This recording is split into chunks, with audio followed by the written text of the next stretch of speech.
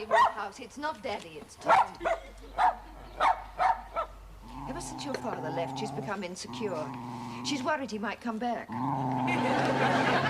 Tom's only dropped in for a cup of tea. He won't be stopping long. She really is a bad-tempered little dog. I'll take her inside. Oh. You obviously reminded too much of your father. But I didn't know how you could have something as bad-tempered as that in the house. I'm used to it. I had your father for 32 years. Only joking, darling. Well, how is Daddy? You two boys getting along all right? Fine. I'm so glad he's with you. Do you know when he first decided to leave, he was going to go off and stay in a hotel? Can you imagine your father living in some squalid little hotel? No. I find it hard to believe he's living in my squalid little flat. What's the matter? You two had a row? No, not at all. You can tell me. I know what he's like to live with. He's a dear man, but he's very tricky sometimes. Now, if I can be of any help, don't hesitate to ask. Mum. Can I be honest with you? Yes, of course. Oh, pass me those bedding plants, would you, darling? Yes.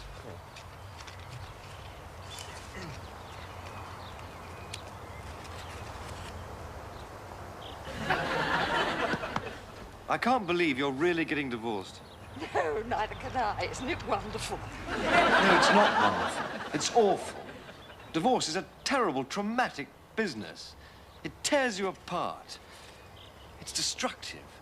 It's a living hell. Really? I find it quite therapeutic. Look how the garden's improved. I'm serious. Well, if it's all that bad, why did you and Helen get divorced?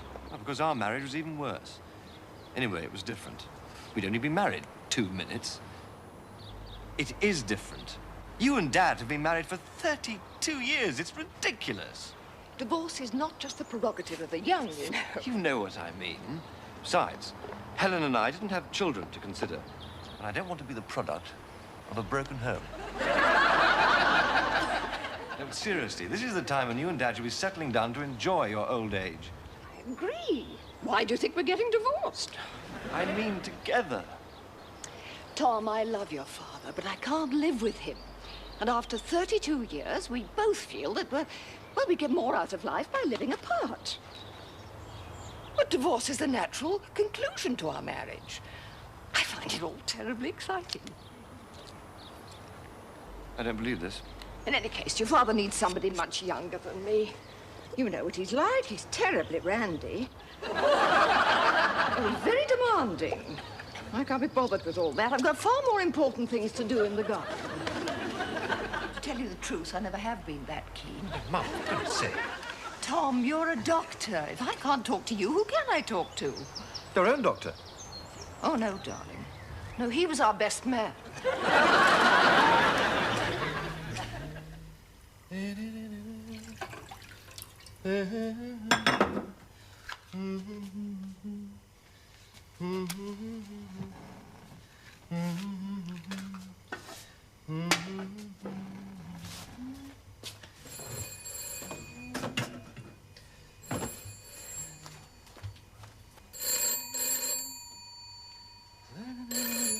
Hello?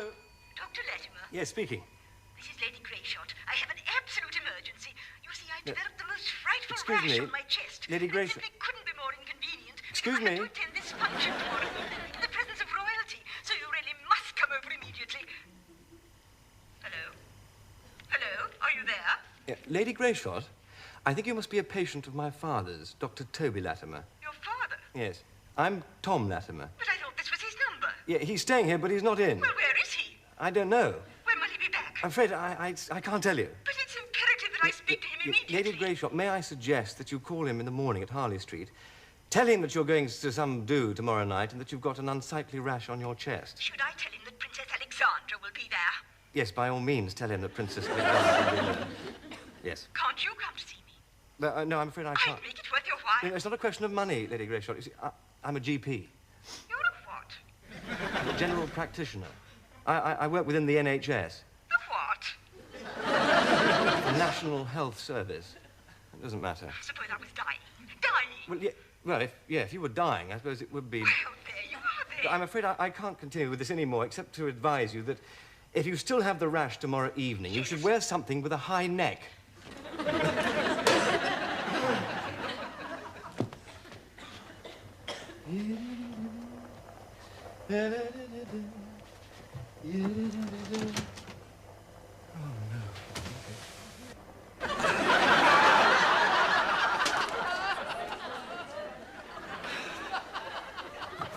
Why me? Hmm?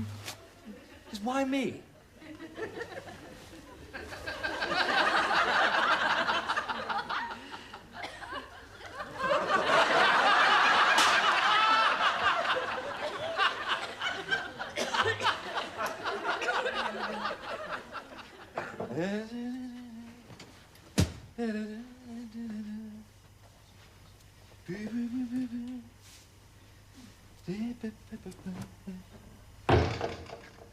Hi, Dad.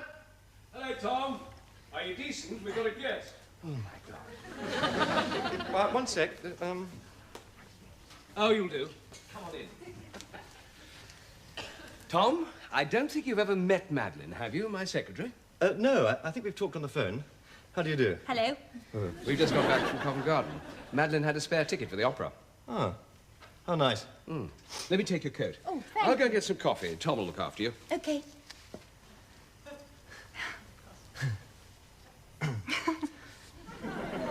Look, I feel awful. I'm sure we must be keeping you from your bed. No, please, do sit down. One sec, I'll just...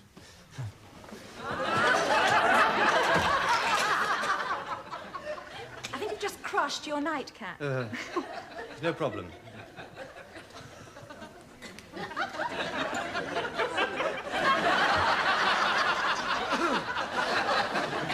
Look, why don't you make yourself at home? Right. You just sort of... Excuse me,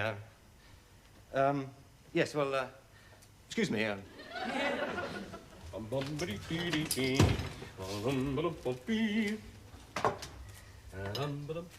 it just sort of, won't be a sec.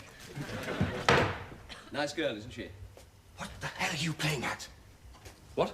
What are you thinking of? What do you mean? Going out with your secretary. Oh, I'm sorry, dear. I hoped you wouldn't find out. Look, Dad, apart from the fact that you're getting divorced, which puts you in a very vulnerable position, I think it's a bit bloody much you bringing her back here. I beg your pardon? Look, Dad, I know you're getting divorced, but you are not divorced yet. You are still married to my mother, which puts me in a very embarrassing position. Don't you think you're jumping to conclusions? 12:15 at night, and you roll in with your secretary, and I'm jumping to conclusions. How? Tom, can I just say Listen, something? Dad, I am not a prude. I don't care what you get up to. It is none of my business. Quite. Quite. We're not having you getting up to it here. Frankly, I'm not prepared for my flat to be used as some sordid little love nest. Why don't you say it a little louder? I don't think Madeline quite heard that. I'm sorry. Why choose your secretary? I mean, talk about your own doorstep. Dear, oh dear. I mean, before you know it, she will be cited in your divorce case. And Can she's I help? No, we're just waiting for the coffee to brew. Madeline, Tom was just saying something to me which I think he ought to repeat to you. Go on, Tom. Tell Madeline what you were saying. Here. Well, I was just saying to my father. And it's only my opinion, of course. See, who the hell can that be this time of night? Probably Nigel, my fiancé. Yes, he's something in the city, isn't he? He was working late tonight. That's why I had the spare ticket. Dr. Latimer very kindly suggested that Nigel could pick me up here. I suppose I could have taken Madeline home myself, but one doesn't want to start the neighbors talking. You know how some people's minds work.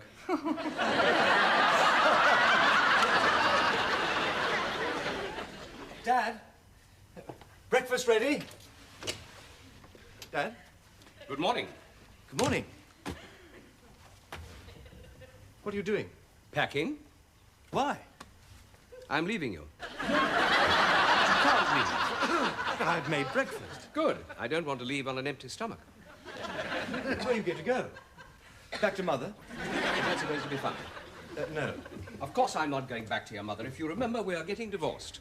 No, I shall probably book into a hotel. You don't want to live in some squalid little hotel. No, I don't. I was thinking of the Savoy. Dad, I promised Mum that I'd look after you. Well, that's very kind, but I think last night you overdid it. It was a misunderstanding. I'm sorry. Yes, I'm sorry, too. Sorry that I can't bring home a member of the opposite sex, even my secretary, without my own son jumping to the worst conclusions. You obviously have a very low opinion of my moral standards. Just look at it from my point of view. Madeline is a very attractive girl. You are a very attractive man. Heavens, I'm not that attractive. You are. Very attractive. Even so, that's no excuse.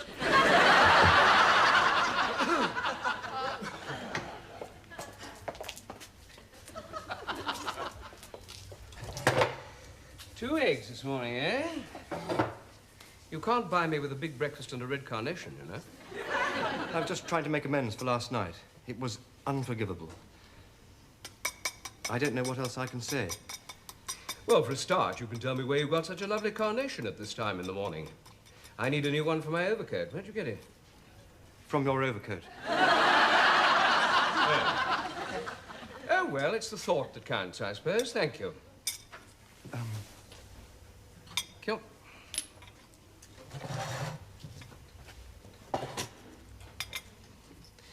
By the way, a patient of yours rang last night. Is a Lady Greyshot. Yeah. She's going to some do tonight, and she's got a rash on her chest. Probably being attended by royalty. Oh, yes. Princess Alexandra, as a matter of fact. Yes, it's always the same. She can't drive round Buckingham Palace without coming out in spots. Really? She once got the worst case of hives I've ever seen. Do you know how? No. Shaking hands with the Duke of Edinburgh. Good Lord. Tell me, what are you going to do about it? Same as last time. Tell her to wear a dress with a high neck. Good idea. Well, I better go to work. Right. I'll tell you where I'm staying. No, please, don't leave. I don't want you living all alone in a hotel because we had some silly little misunderstanding. This is your home until you find yourself a nice flat where you can make a home for yourself. Some little love nest where I can take my secretary. Dad, I'm sorry, I was wrong. Look, I apologize. I apologized last night. I apologized again this morning, and I'm apologizing now. This is your home for as long as you want it, if you want it. And if you want to leave, well, then you must leave, if that's the way you feel. But just remember this. To err is human, and to forgive is divine. Steady on, Tom. You'll curdle the milk.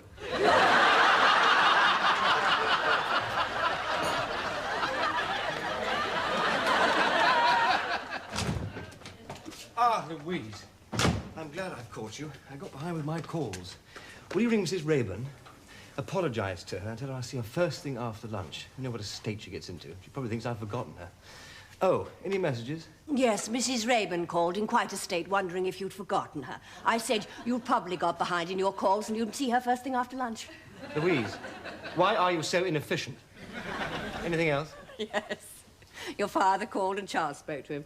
Oh, is Charles still here? Yes, but he's finished. We had a light surgery today. Ah, not surprised. They've all been having home visits. Oh, and your wife called. Sorry, ex-wife. She didn't leave a message.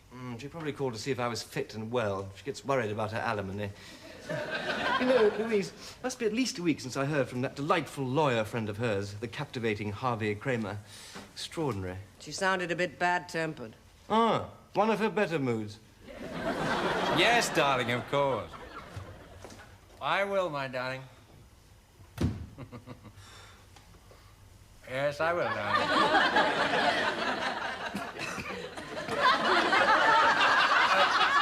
No, darling, this is my coffee went down the wrong way. Yes, I will. All right, I'll see you later, sweetheart. Love you, too. That was one of my private patients. How is Susan? Fine. For heaven's sake, put that thing out, will you? What is the point of sticking posters up if you ignore them? Those are for the patients, not for me. You are a disgusting slob. You have a charming bedside manner, Dr. Latimer. Thank you. Oh, well, listen. Susan rang to ask if we could swap round evening surgery. You do tonight, I'll do tomorrow night. I forgot. We've got to go out to dinner. Yes, of course. Where are you going? Somewhere nice? Yes. Very nice.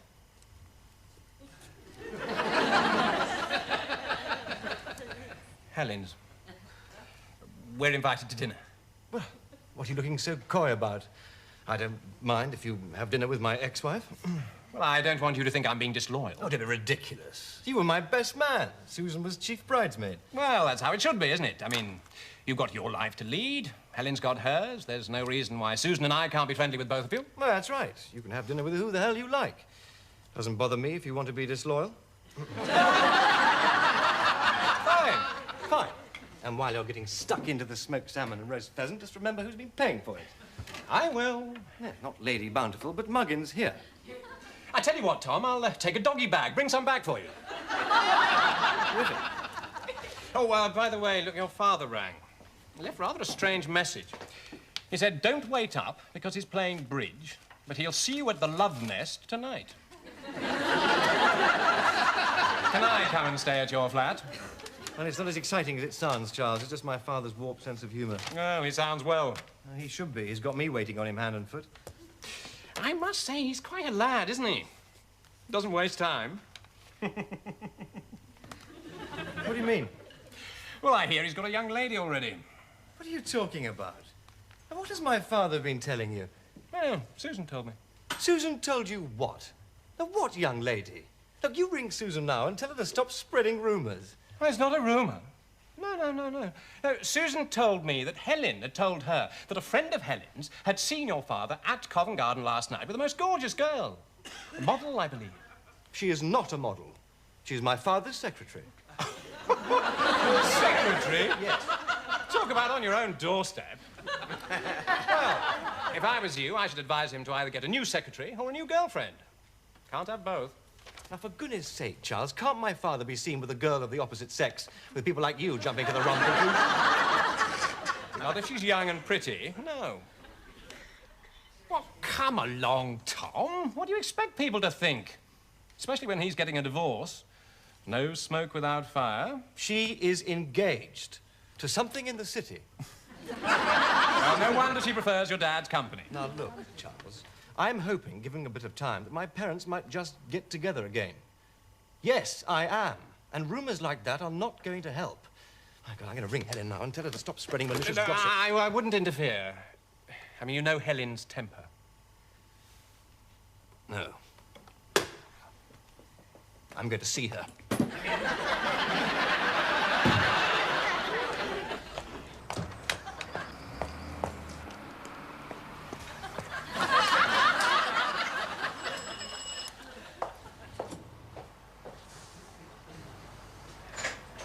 Good morning, Florrie. Morning, Doctor. Will you tell Mrs. Latimer I want to have a word with her? Oh, you've just missed her, Doctor. Gone to have lunch with her solicitor. That nice Mr. Kramer. Oh, well. Well, never mind. Well, can I give her a message for you, Doctor? No, it's all right. I'll, call her later on. I've just had a thought. If you're quick, you might catch her at your mother's. I know Mrs. Latimer was picking her up on the way.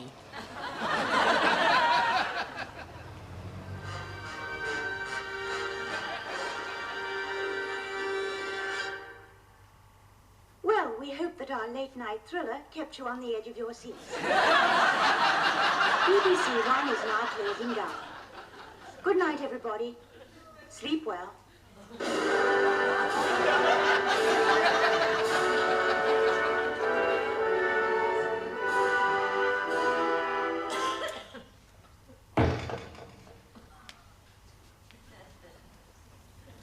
Dad?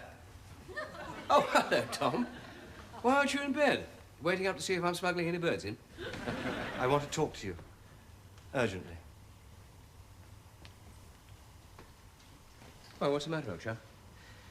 Well, Oh, come on, Tom. You can tell me. Come on, out with it. What's your problem, old boy? Well, I haven't got a problem. You have. You were seen at Covent Garden. What do you mean I was seen at Covent Garden? And Charles asked me about your gorgeous girlfriend. Girlfriend? What are you talking about? Madeline. Oh, Tom. You're surely not going to start all that over again, are you? Look, if I can jump to the wrong conclusion, so can other people, including Helen. Helen? Yes. A friend of Helen's saw you and Madeline together at Covent Garden. She told Helen, who told Susan, who told Charles, who told me. That's how rumors start. No smoke without fire. Tom, you're taking the whole thing far too seriously. If your ex-wife wishes to spread rumors about me, let her get on with it. I don't find that a problem. Well, I agree, but that's not the problem. Well, what is? Helen told Mum. Well, so what? I mean, your mother and I have a very good relationship, and she knows Madeline. Oh, come on, I'll explain it to her, don't worry. Fine, but I still haven't got to the problem. No? Helen took Mum to see Harvey Kramer. Who? You know, that lawyer friend of hers, Harvey F. Kramer, who wrote to you once. Oh, yeah. Well, they all had lunch together, and knowing Harvey as I do, that, I think, is your problem. Why? Well, because being a shyster lawyer, he can now smell an even more expensive divorce, which is going to make him a lot of money. Your money. It's a no smoke without fire situation, which in legal terms means a knocking off your secretary situation. But that is absolutely outrageous. And Helen has no right whatsoever to involve your mother with this Harvey F. shyster. You get on the telephone and tell her to right now, to mind her own... Calm down, Dad. I have already spoken to Helen. And what does she say? Firstly, she cares about Mother even if we don't. Oh. I know, it's just her way of getting back at me. Don't worry. Don't worry. Secondly, tomorrow morning there'll be a letter arriving here first thing. Apologizing, I hope. Not quite. Requesting details of your relationship with a Miss Madeline Forbes. That does it. I'm going to telephone your mother right now. All right, I've spoken to Mum. She's going to come round here tomorrow night. We'll sit down, have a nice chat, and sort it all out. And if necessary, we'll ask Madeline and her fiancé to join us. Ah, well, I don't think that would be a very good idea. They've had a row. He's broken off the engagement. Why? He's convinced something's going on between me and Madeline. It shows how careful you've got to be when you're going through a divorce. I mean, people are always prepared to say the worst things about you. But not your mother. It simply isn't in her nature. In all our married life, she has never once shown suspicion of me. Never. Not even that time with Gloria Matthews. But Aunt Gloria? But she's not your real aunt. It was a long, long time ago. I'm sorry I mentioned it. You didn't. It slipped out. Look, it was almost 20 years ago. A minor indiscretion, which your mother never knew about. Auntie Gloria. Now, look, Tom, the last thing I want to do is to hurt your mother. Now, this is something that she has never known anything about. So, for heaven's sake, keep quiet. Of course. But Auntie Gloria... Anyway, you could hardly call it infidelity. It happened on foreign soil. Oh, well. Auntie Gloria.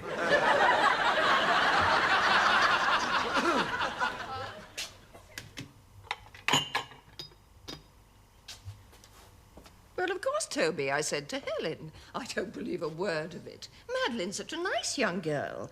She's from Wokingham. Right. Besides, she's engaged, isn't she?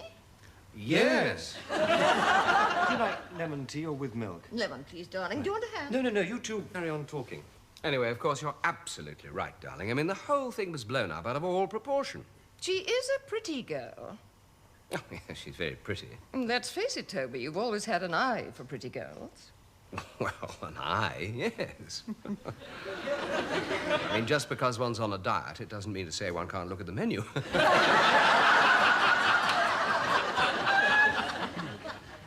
Mark you, I still think that Helen had absolutely no right to drag you off to meet this Kramer fellow. Here, here. She was looking after my interests. It was very sweet of her. Oh, Mother, you're so naive. You both are. You two think divorce is so simple.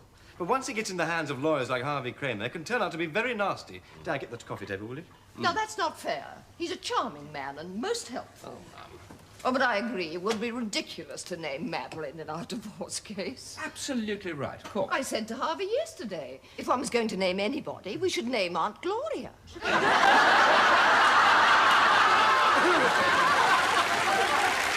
I be Mum?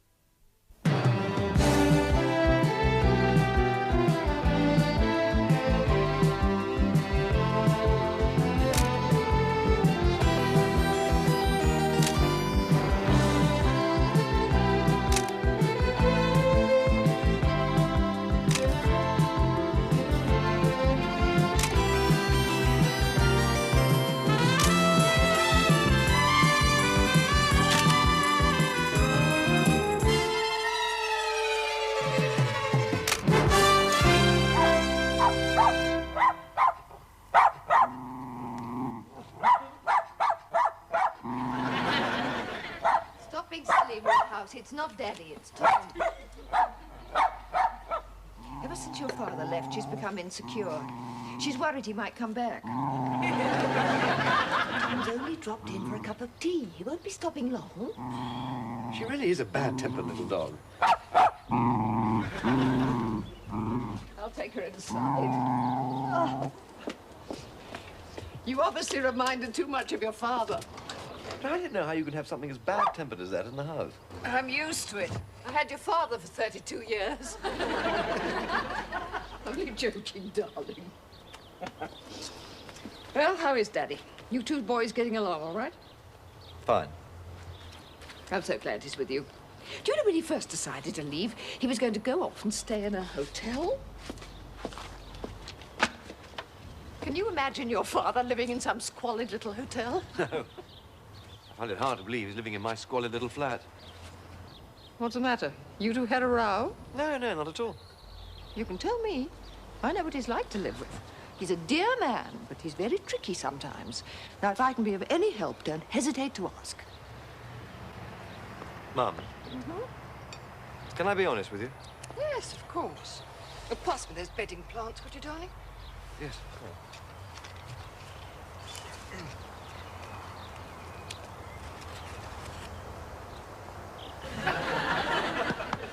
I can't believe you're really getting divorced. No, neither can I. Isn't it wonderful? No, it's not wonderful. It's awful. Divorce is a terrible, traumatic business. It tears you apart. It's destructive. It's a living hell. Really? I find it quite therapeutic. Look how the garden's improved.